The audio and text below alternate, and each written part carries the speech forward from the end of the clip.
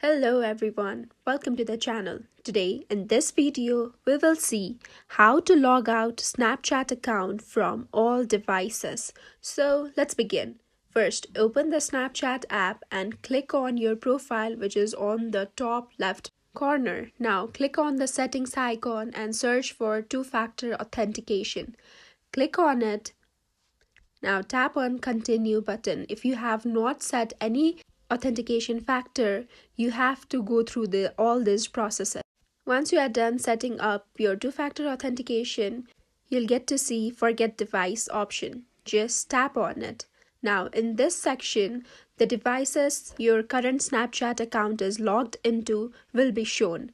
Since I have not logged into any other devices from this account, nothing has appeared in my screen. But in your case, you might get to see the devices from which your account has been logged in.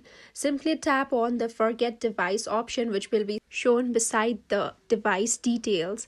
And after you do so, you will log out from the devices that you are not currently using. And that's it. I hope this video was helpful to you. If you like the video, hit the like button and do not forget to subscribe the channel. In case of any queries or recommendations, feel free to reach out to us through the comment section. Thank you so much for watching the video. I'll see you in the next one.